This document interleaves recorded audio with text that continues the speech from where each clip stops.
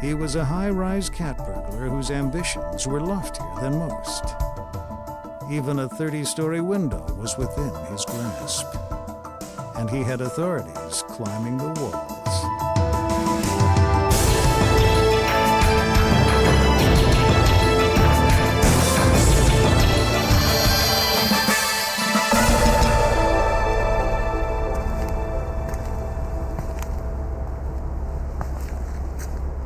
He preyed on those who thought they were safe.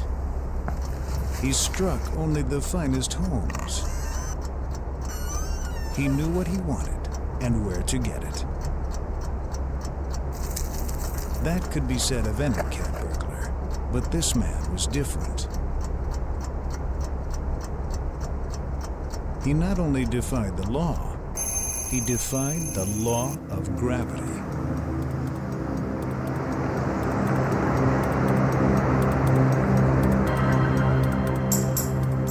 He would climb 5 stories, 10 or more, to reach residents high above the ground.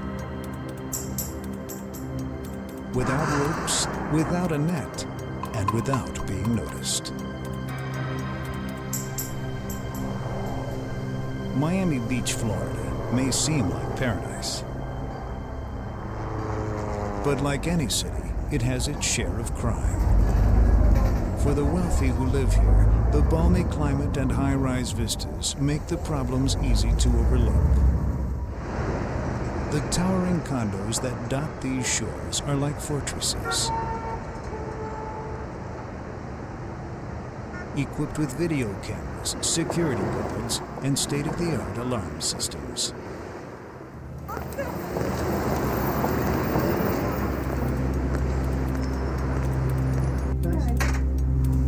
People living in these towers felt out of harm's reach.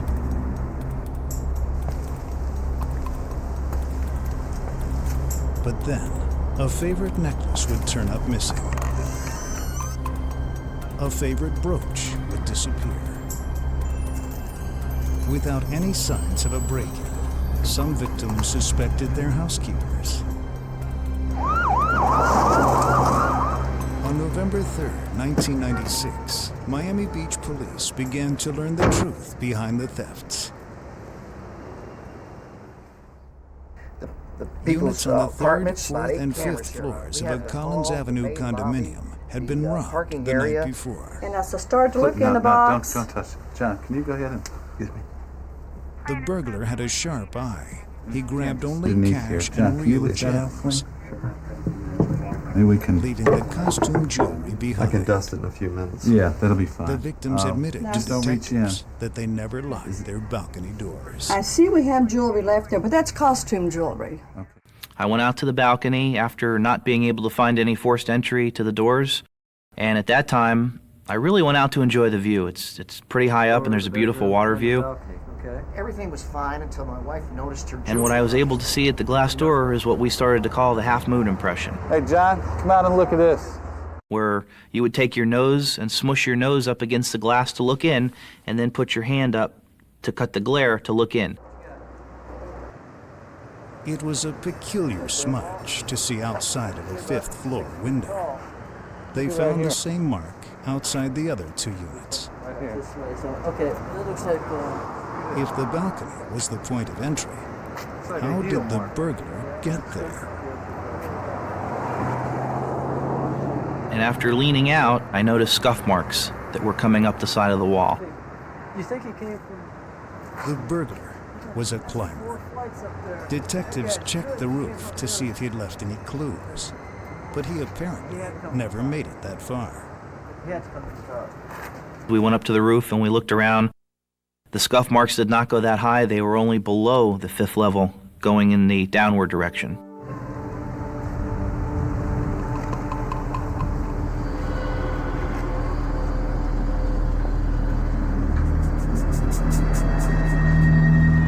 Detectives were astonished to discover that the culprit had climbed up from the ground, spanning the 12-foot gaps between balconies.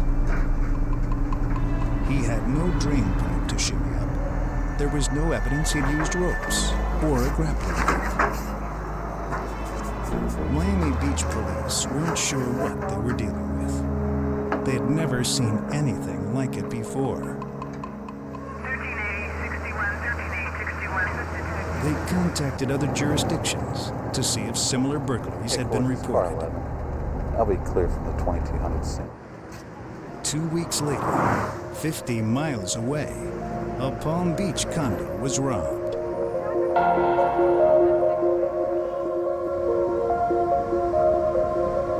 Alerted by Miami police, investigators knew what to look for. The half-moon impression on the balcony door. The criminal's impeccable taste. And the scuff marks down the side of the building. The burglar hit 10 units in a single night. The MO was identical.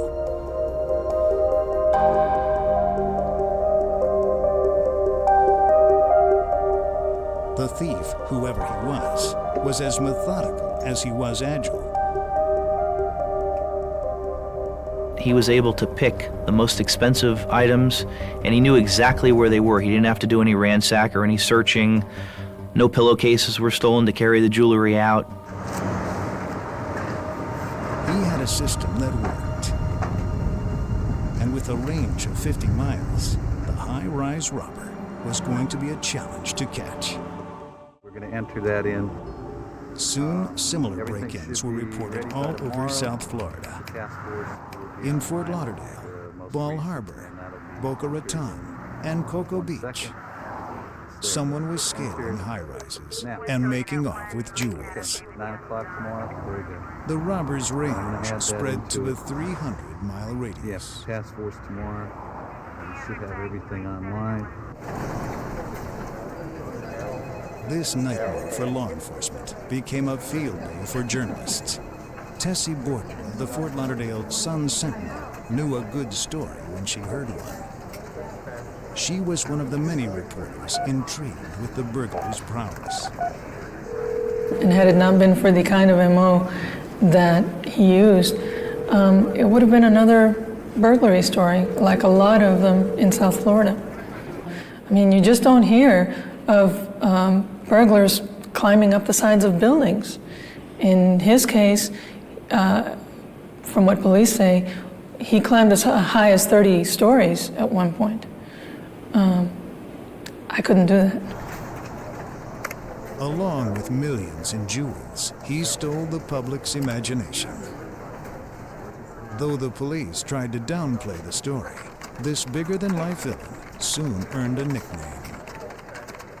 The police were describing his MO, and I think at one point one of the reporters said, "Oh, you mean like Spider-Man?" And the police said, "Yeah." And from then on, he was known as Spider-Man. Spider-Man cast his web far and wide. It was only a matter of time until somebody spotted him. While South Florida police cast their dragnet, Spider-Man conducted his business as usual. But one night, he was caught off guard. A man in Miami was the first to catch a glimpse of the notorious burglar. But just a glimpse. In a flash, Spider-Man slipped down 8 stories and disappeared into the night.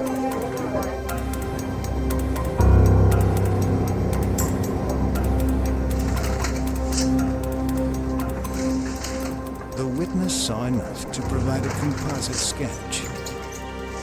Now, police knew to look for a muscular black male, 180 to 200 pounds, in his mid-20s to early 30s.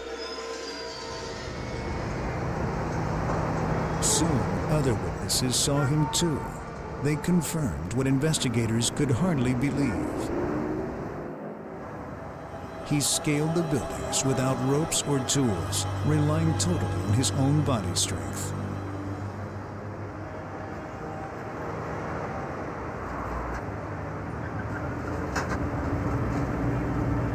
He climbed higher and higher, getting away with millions.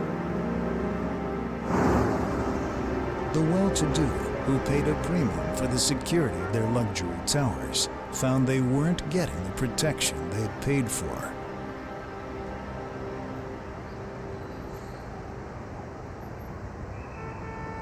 They were just in amazement that anybody could scale that high and come into their little corner of the world. People that live in the condos that we spoke to felt that because they lived high up, they had their own little security force, they felt that they were immune to the outside world violating them. Spider-Man had South Florida's undivided attention. Each caper became a media event.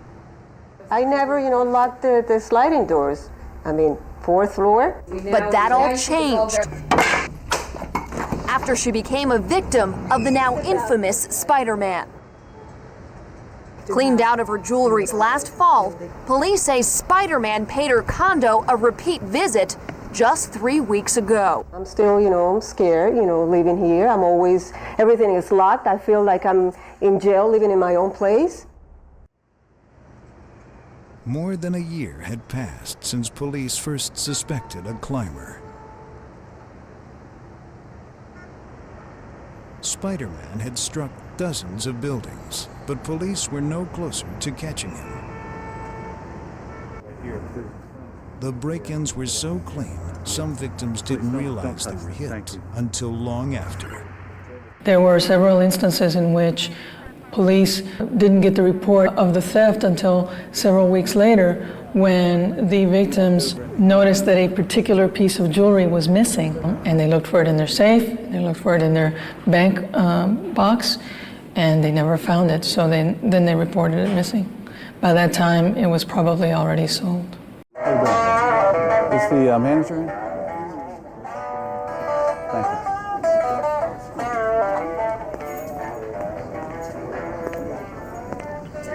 How you doing, sir? Yeah. Police visited several pawn shops and jewelry stores, but did not find any of the stolen jewelry. Spider-Man was becoming as mythical and mysterious as his comic book namesake. How you doing today? He appeared to be unstoppable. We're looking for some jewelry. As Spider-Man's trail grew cold, the public's interest in the thefts heated up. High-priced jewelry. Last week, Spider-Man has struck again in Miami, hitting apartments in this Coconut Grove building and this building in Brickell. At this Brickell Avenue high-rise, Spider-Man started off easy enough, scaling the walls to a 3rd-floor balcony, then going 1 floor up to apartment 402, then 7 stories higher to the 11th floor.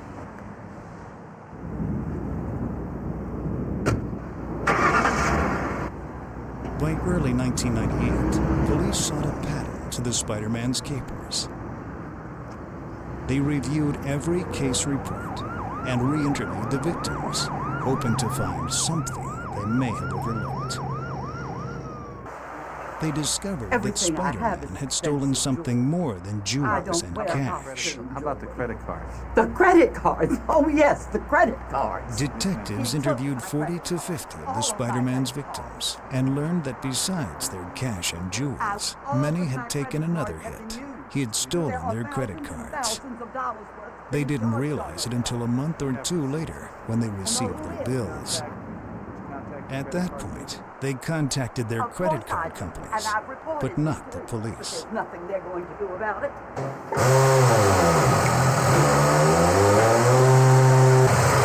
Credit card transactions are easier to track than cash or jewels. Many of the purchases occurred at Villaman Tires. 7 charges totaling $10,000 had been made in a 2-week period. The proprietor remembered the transactions. The buyer, a black man, had ordered custom mag gold and silver rims for a green Ford Explorer. He returned on several occasions to purchase more tires and rims. Okay, I can have. Can you give me like a printout or something? Investigators hoped their efforts were about to pay off. Detectives combed the neighborhood looking for the green Explorer. West Elliott 1, Lincoln Adam David Young John, Stillwater Point. Finding no sign of the vehicle, they tried a different approach. The driver of the Explorer had made several charges at a gas station in Miami Lakes. That's where Holman began spending his lunch hour. After a month or so at sitting in the Amico, it seemed a little bleak, but I still had hope. I said, eventually, this vehicle is going to roll in here. Just sitting around here doing this. Finally, a car matching the description pulled in to fill out. A black male was driving it. Holman thought he had found his Spider-Man. But his hopes were dashed in an instant. Victor Tango Lima 261. He was 6 foot tall, and he was just too big to do any type of climbing. Even so, Holman decided to trail the Explorer.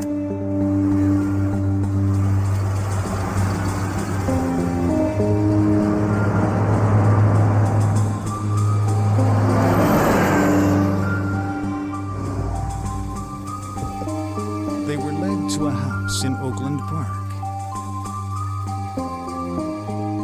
Moments later, Holman's hunch was confirmed when a man matching the description of Spider-Man left the house.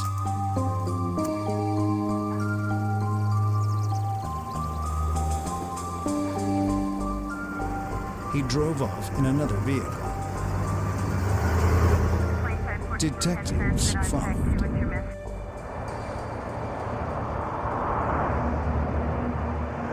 The driver stopped at 2 houses in a suburb of Dade County. When detectives called in the addresses, they learned that both belonged to a man named Derek James. No traffic, that's unnecessary. A background check revealed that real estate wasn't his only passion. James had 18 felony convictions, including one in 1994 for stealing $25,000 worth of jewelry. In the 1994 arrest report, Detective Holman found what he was looking for. In the officer's comments, he wrote that Derek James had paint transfer on his clothing as if he had laid or slid against the wall.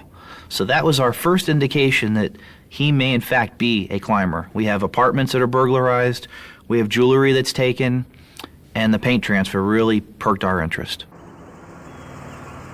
The report suggested that Derek James may have been climbing at least since 1994, but he'd been falling long before his arrest. In the 1980s, James had trained as an Army paratrooper and had made hundreds of jumps. He was no stranger to heights.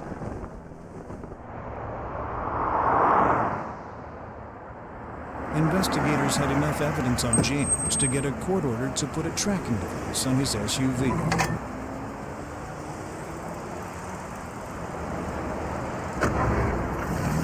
They assembled a surveillance team to keep their eye on him.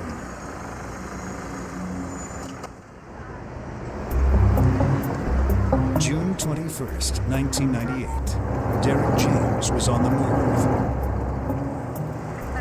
The surveillance team was trailing, hoping to catch the Spider-Man in action. Headquarters notified state police. I've got him. Where you at? Southbound 32.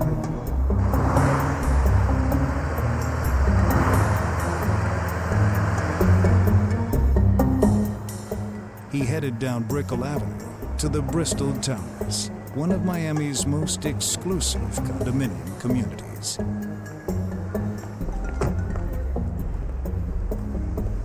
It had been robbed before, so security at the towers was tight.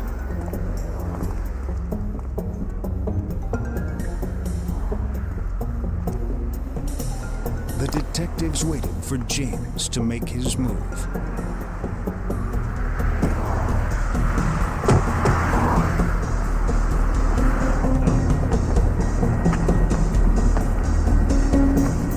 Then they lost him.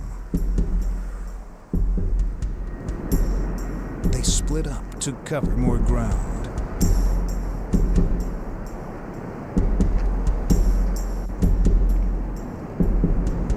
I can't see anything. Call again. Calling back unit unknown trouble 600 North Mont. 600 North Mont, coverage 4 over 911.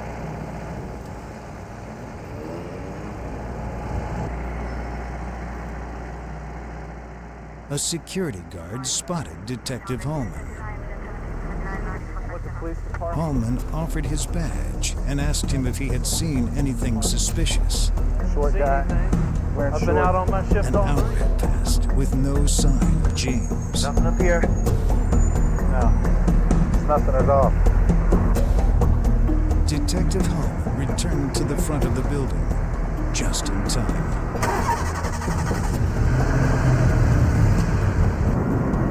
James was getting away. That's our guy. That's our guy. Let's go.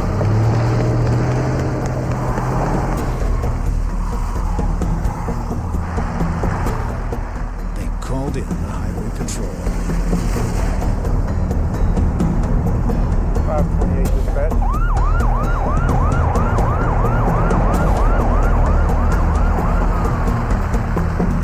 James was pulled over for speeding. Police discovered he was driving with a suspended license and had violated his parole. But his troubles were just beginning.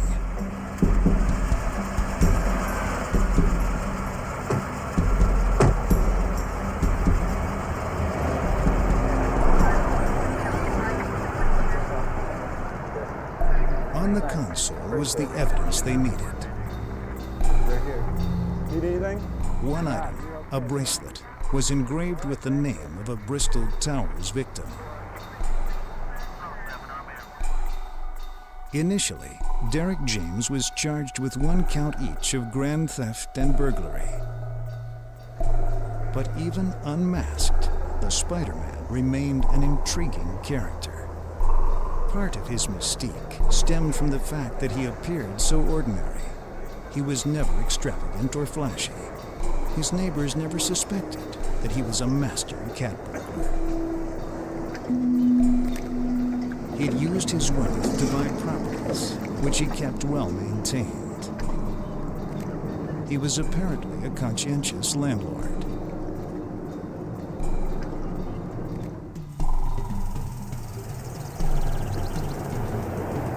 His audacious reputation was capped when the media revealed that his girlfriend was an ex-probation officer. Just the way that he was able to walk around and buy all these properties, act like a real estate mogul, the way that he was even dating a probation officer was fascinating to me, because most of the time you would expect a burglar to try and stay away from people who are connected to law enforcement. To make sure he appeared in court, Spider-Man's bail was set at $1 million. At a jailhouse news conference, James vehemently denied being the Spider-Man. He insisted he didn't have the physique for that kind of work. He said he won his wealth at the trial. With James in jail, the condominium burglaries stopped. Miami and all of southern Florida became a little less jittery. Peace returned to paradise. Spider-Man's trial lasted just over a week. A Miami jeweler sealed his fate when he testified that Derek James had sold him $8 million worth of jewelry over 4 years. On December 8, 1998, James was convicted of burglary and grand theft in the Bristol Towers case. He was sentenced to 30 years, 20 of them mandatory. Derek James still faces charges in Fort Lauderdale, Palm Beach, Boca Raton, and Cocoa Beach, Florida. The tangled tale of Spider-Man is just beginning to unravel.